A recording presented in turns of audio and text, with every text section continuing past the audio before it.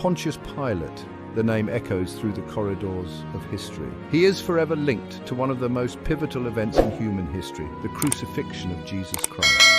As the Roman governor of Judea, Pilate held the power of life and death. He wielded this power with brutal efficiency, earning him a reputation for ruthlessness. Yet when faced with the fate of Jesus, Pilate hesitated. History remembers Pilate as a man of contradictions. He was a powerful leader, yet seemingly indecisive at a crucial moment. He was known for his harsh judgments, yet he saw no guilt in Jesus. Pilate's story is a study in the complexities of power, the burdens of leadership, and the enduring consequences of our choices.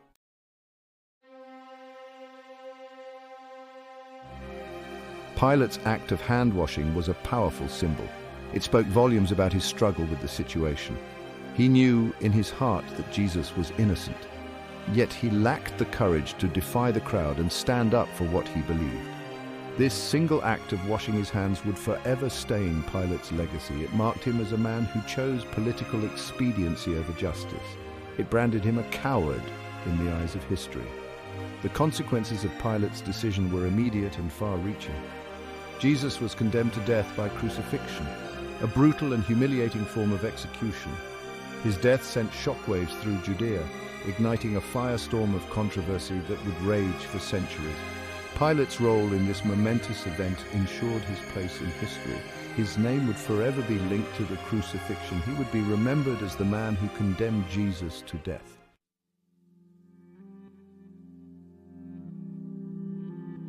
To understand Pilate's actions, we must step back in time. We must journey to first-century Judea, a land simmering with religious and political tension. Rome, the dominant power of the time, ruled Judea with an iron fist. Pilate, a Roman official, was sent to this volatile region to maintain order. He was a soldier, a pragmatist, accustomed to imposing Rome's will on its conquered territories. Jerusalem, the heart of Judea, was a city of contrasts. It was a place of profound religious significance, home to the Second Temple, the holiest site in Judaism. It was also a melting pot of cultures and ideologies, with Roman influence clashing with Jewish traditions. Pilate, an outsider in this land, struggled to navigate the complexities of Jewish law and custom. The Jewish people, deeply resentful of Roman rule, yearned for a Messiah, a leader who would free them from oppression. They saw in Jesus of Nazareth a potential liberator, a charismatic figure who spoke of peace and justice there. This messianic fervor, however, threatened Roman authority. Pilate found himself walking a tightrope. He had to maintain order in Judea while avoiding further inflaming Jewish resentment. The arrival of Jesus, hailed by many as the Messiah, presented a unique challenge.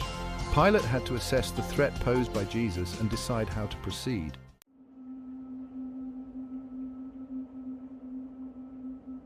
The Passover festival, a time of great religious significance for Jews, was approaching. Jerusalem teemed with pilgrims from all corners of Judea, their hearts filled with both hope and resentment. The city crackled with anticipation. The arrival of Jesus, just days before the Passover, heightened the tension. Rumors of Jesus' miracles and teachings spread like wildfire through Jerusalem. His message of love and forgiveness resonated with the people who saw in him a glimmer of hope in a time of darkness. The crowds that flocked to hear Jesus grew larger by the day, further alarming both the Roman authorities and the Jewish religious leaders. The Jewish religious leaders, threatened by Jesus' growing popularity, accused him of blasphemy and sedition. They saw him as a threat to their authority and their way of life. They demanded that Pilate take action against Jesus to silence him before his teachings incited a rebellion against Rome. Pilate, caught in the middle of this religious and political firestorm, faced an impossible choice. He could appease the Jewish leaders by condemning Jesus, thereby avoiding potential unrest. Or he could follow his conscience and release Jesus, risking the wrath of the crowd and the possibility of a full-scale uprising.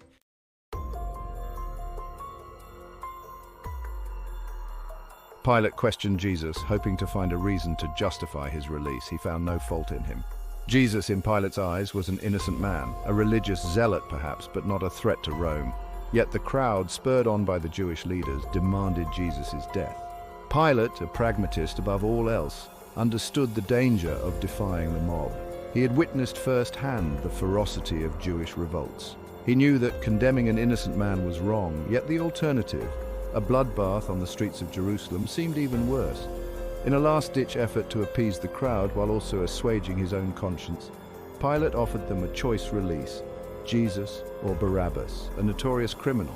He believed that the people, presented with such a stark contrast, would choose to free Jesus. But the crowd, fueled by the religious leaders' rhetoric and blinded by their fear and anger, chose Barabbas.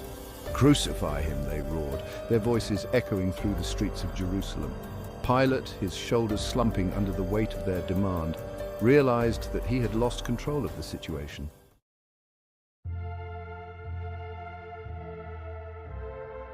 The clamor of the crowd, a deafening chorus of "Crucify him," reverberated through the judgment square. Pilate, feeling the walls of his authority closing in, made a fateful decision. His heart pounded in his chest, a frantic drumbeat against the cold reality of his choice. He could appease the mob, quell the burgeoning riot by sacrificing one man. The weight of his decision pressed down on him, heavier than any armor he had ever worn. In that moment, Pilate chose order over justice, expediency over righteousness. He knew deep down that he was condemning an innocent man, but the alternative, a potential uprising, a bloodbath in the streets of Jerusalem, was a risk he was unwilling to take. His voice, when he finally spoke, was little more than a strained whisper, lost in the cacophony of the crowd. But the words, heavy with consequence, sealed Jesus' fate. "I find no fault in this man," he declared, his words a feeble attempt to distance himself from the act he was about to authorize. "But you have your will." With a sinking heart, Pilate handed Jesus over to be crucified. It was a decision that would haunt him for the rest of his days, a stain on his conscience that no amount of water could ever wash away. The image of Jesus, bloodied and beaten, being led away to his death, would forever be seared into his memory.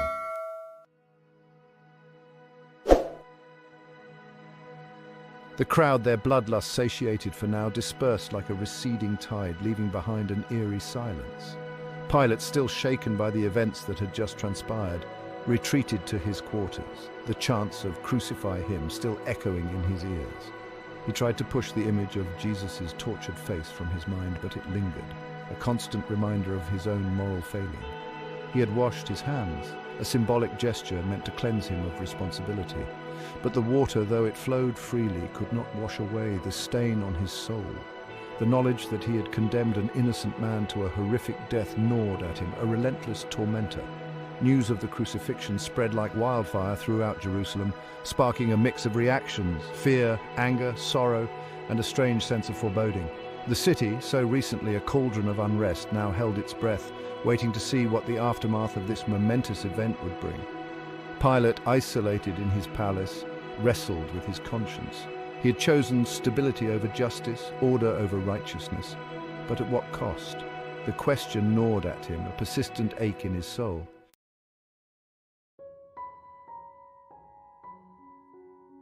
The wash basin, a seemingly insignificant object, became a symbol of Pilate's internal struggle. It stood there in his grand quarters, a constant reminder of his attempt to wash away his guilt, to cleanse himself of the blood that stained his hands. The basin, once used for ritual cleansing, now serves as a symbol of Pilate's futile attempt to absolve himself of guilt. He had tried to convince himself that he was merely a pawn in a larger game, a man caught between the demands of Rome and the volatility of a restless populace. But deep down he knew the truth. He had made a choice that had cost an innocent man his life.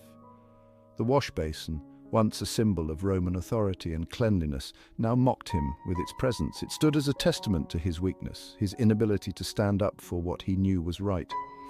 It was a constant, physical reminder of his moral failure.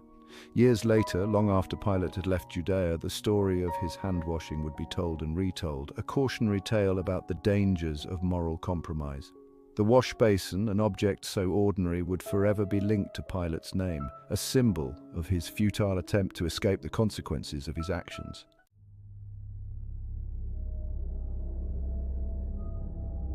While the city of Jerusalem buzzed with anticipation and dread in the days leading up to the Passover, a different kind of unrest stirred within the walls of the governor's palace.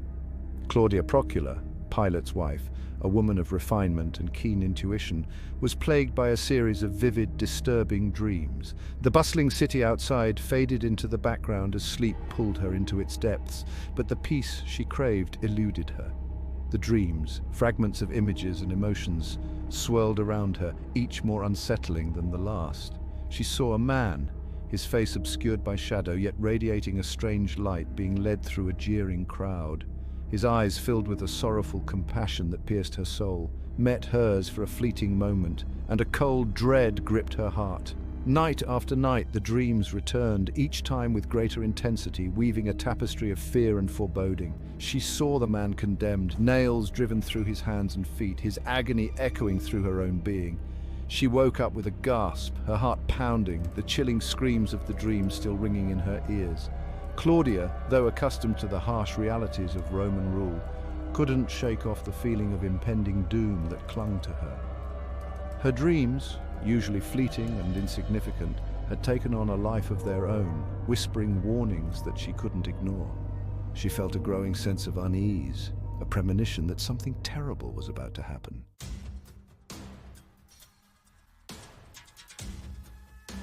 The weight of her dreams pressed down on Claudia, a suffocating blanket of fear and apprehension. She knew that her husband, consumed by the political machinations of his position, wouldn't understand. He dismissed dreams as mere fancies, the whimsical wanderings of a mind at rest.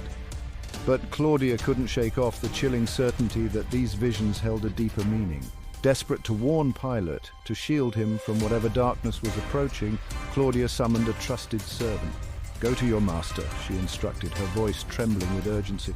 "Tell him to have nothing to do with that righteous man, for I have suffered many things this day in a dream because of him." The servant, her eyes wide with concern, hurried to deliver the message, her sandals slapping against the cold marble floor. Claudia could only wait and pray that her warning would reach Pilate in time, that he would heed her words and choose a different path. The message reached Pilate as he prepared for the day's proceedings, the weight of governing a restless province already heavy on his shoulders. He paused, the scroll trembling slightly in his hand, his brow furrowed in thought. His wife's dreams had always held a certain sway over him, a testament to the deep bond they shared.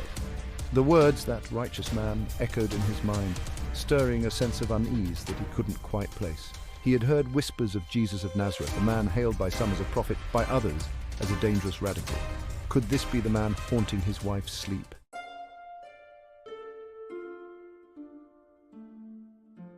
The echoes of the crowd's fury faded, leaving an unsettling silence hanging over Jerusalem. Pilate, cloistered in his palace, found no solace in the quiet. The events of the day, the trial, the crowd's relentless chanting, the image of Jesus being led away to his death played on a loop in his mind, a macabre spectacle he couldn't escape.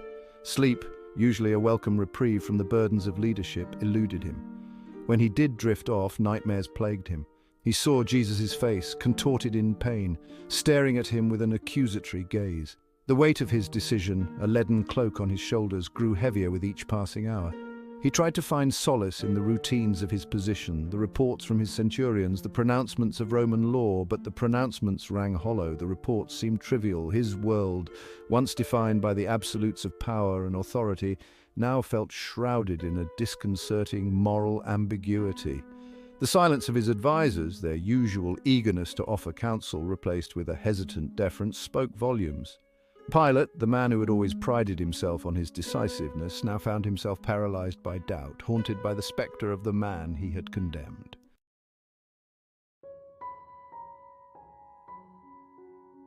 Rumors, like tendrils of smoke, began to seep through the cracks of Pilate's carefully constructed facade of Roman indifference. Whispers of impossible events, tales that defied logic and reason, reached his ears, carried by servants and soldiers, traders and travelers. The tomb, sealed with the official Roman insignia, stood empty. The guards, Roman soldiers chosen for their discipline and loyalty, had vanished. Their stories a confusing jumble of earthquakes, blinding light, and an angelic presence. Pilate listened, his skepticism battling with a growing sense of unease. He had dismissed the miracles attributed to Jesus in life as the exaggerations of a superstitious populace. But the stories of the empty tomb, recounted with fear and trembling by men who had never before questioned their Roman reality, chipped away at his carefully constructed wall of disbelief. He summoned the captain of the guard, a seasoned soldier with a reputation for unwavering honesty. The man's account, delivered with a soldier's straightforwardness, mirrored the rumors. The earth had shaken, a blinding light had filled the sky, and when the dust settled, the tomb was empty. The guards, fearing for their lives, had fled.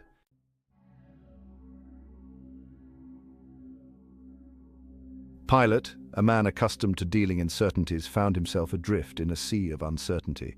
He had condemned a man to death, a man who, according to these persistent whispers, had cheated death itself.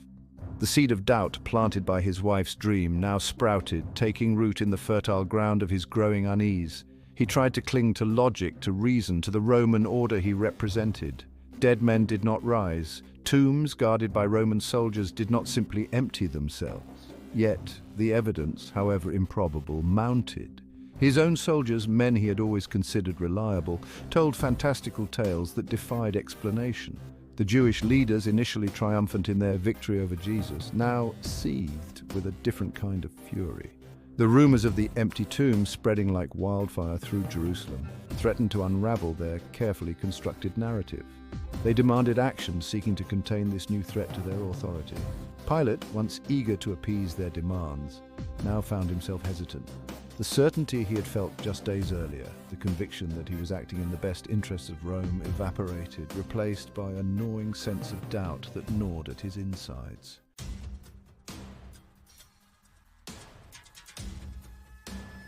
The whispers of the empty tomb evolved into a roar that Pilate could no longer ignore. What had begun as a local disturbance, a troublesome rabbi stirring up the populace, had morphed into something far more dangerous. The followers of Jesus, emboldened by the impossible story of his resurrection, were growing in number and audacity. Their message, once confined to the back alleys of Jerusalem, now echoed in the marketplaces and even within the Roman garrison itself. Pilate, accustomed to quelling unrest with swift, decisive action, found himself strangely paralyzed. His usual methods of maintaining order, the brutal efficiency that had marked his rule, seemed ineffective against this new enemy, an enemy that thrived on faith, on a belief that transcended the physical world. His reports to Rome, once filled with confident pronouncements and boasts of his firm control over the region, now carried a desperate undercurrent of fear and uncertainty. He tried to downplay the significance of the unrest, to paint it as the fleeting hysteria of a superstitious populace. But the truth, he knew, was far more unsettling. The followers of Jesus, fueled by their unshakable belief in his resurrection, posed a threat that Pilate didn't fully comprehend, let alone control. The walls of his palace, once a symbol of Roman power and authority, now felt like a prison closing in on him with each passing day. He was a man trapped, not by iron bars or stone walls, but by the consequences of his own choices, the echoes of his past mistakes reverberating around him.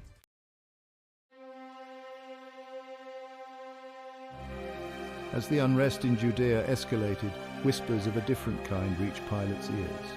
Whispers from Rome carried on the wind of imperial displeasure. Emperor Tiberius, aging and increasingly paranoid, had little patience for challenges to his authority, especially from a distant province already known for its volatility. Pilate's reports, filled with thinly veiled excuses and unconvincing assurances, had the opposite of their intended effect. Word of Pilate's mishandling of the situation in Jerusalem, his failure to contain the growing unrest, reached the emperor's ears. Rumors, carried by Pilate's political enemies, painted him as weak, indecisive, easily swayed by the whims of a superstitious populace. Tiberius, a man who valued strength and ruthlessness above all else, was not pleased. A summons arrived, carried by a dour-faced centurion, its message clear and irrevocable. Pilate was to return to Rome immediately to answer for his actions, or rather, his inaction. The journey, usually undertaken with a sense of triumph, a chance to bask in the glory of Rome, was now a humiliating procession, a slow march towards an uncertain fate. Pilate, stripped of his authority, surrounded by the whispers of his failings, felt the full weight of the emperor's displeasure bearing down on him. He was a man alone, facing the wrath of a capricious and unforgiving master, the consequences of his past decisions now an inescapable reality.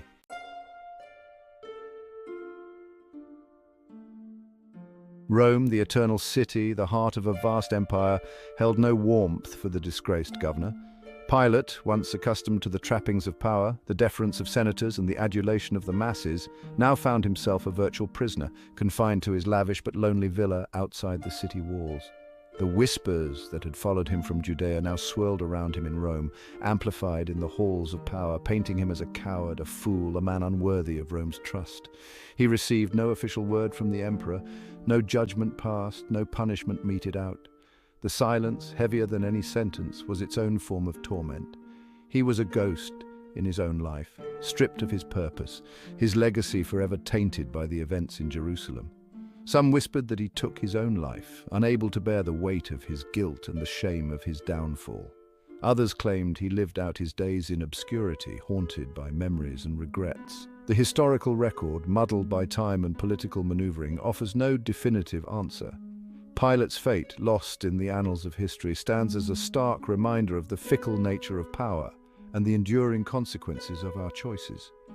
He was a man who sought to control events, to bend them to his will, only to find himself swept away by forces beyond his comprehension. The man who had washed his hands, hoping to cleanse himself of responsibility, found no such absolution in this life. His name, forever linked to the story of Jesus, serves as a cautionary tale, a reminder that even the most powerful can be humbled and that some stains once set can never truly be erased.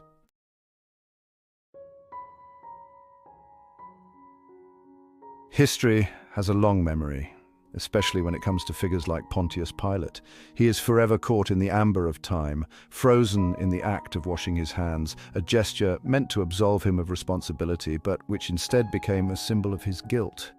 The image has resonated through the centuries, a stark visual representation of the human struggle to reconcile with a guilty conscience. Pilate's name, once spoken with the authority of Rome, is now uttered with a mixture of disdain and pity. He is the embodiment of moral cowardice, the man who knew the right thing to do but lacked the courage to stand against the tide of popular opinion. His story serves as a cautionary tale, a reminder that power, when wielded without integrity, can corrupt even the most well-intentioned soul. The act of hand-washing, so simple and mundane, has taken on a profound significance in the context of Pilate's story. It represents the futility of trying to escape the consequences of our actions, the impossibility of truly washing away the stain of guilt. Pilate's attempt at self-absolution, played out on the world's stage, became a timeless symbol of the human capacity for self-deception. In the Christian tradition, Pilate's legacy is forever intertwined with the Passion narrative. He is the reluctant executioner, the man who sacrificed justice for the sake of expediency. His story serves as a foil to the unwavering faith and courage of Jesus, highlighting the stark contrast between worldly power and spiritual authority.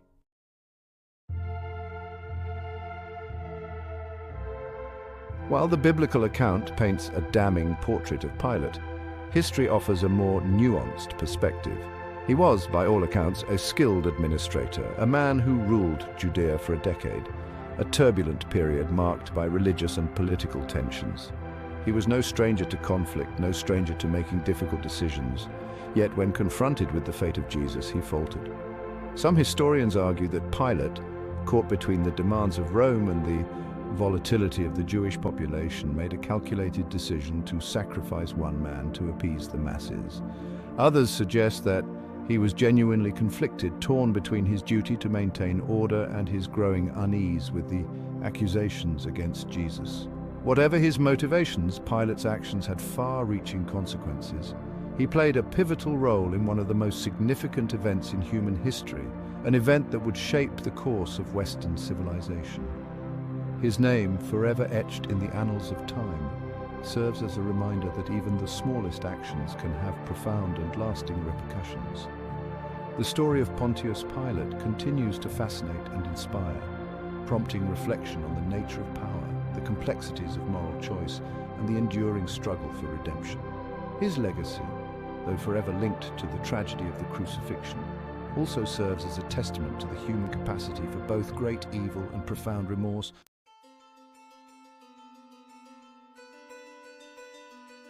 The story of Pontius Pilate, though rooted in the distant past, holds a chilling relevance to our modern world.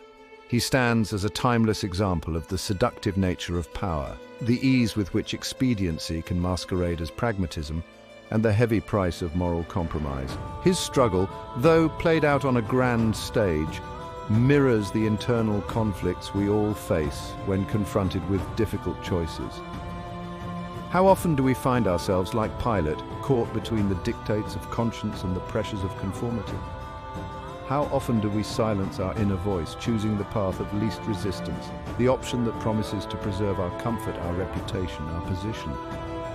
Pilate's story serves as a stark reminder that such compromises, though tempting in the moment, can have devastating and far-reaching consequences. The crowd baying for Jesus' blood is not confined to the pages of history. It exists in our own time, in the form of social pressures, political ideologies, and the often unyielding expectations of our peers. The challenge, as Pilate's story so poignantly illustrates, is to resist the urge to appease the crowd, to stand firm in our convictions, even when it means facing opposition, even when it means standing alone. Pilate's legacy is a testament to the enduring power of choice. He had the authority to release Jesus, to defy the demands of the mob, to stand as a bulwark against injustice. But he chose the easier path, the path that led to the crucifixion, and in doing so forever etched his name in the annals of infamy.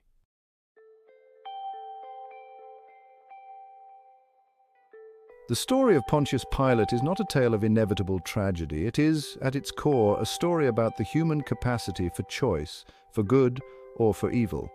Pilate's failure lay not in his lack of power, but in his lack of courage, his inability to summon the moral fortitude to act according to his conscience.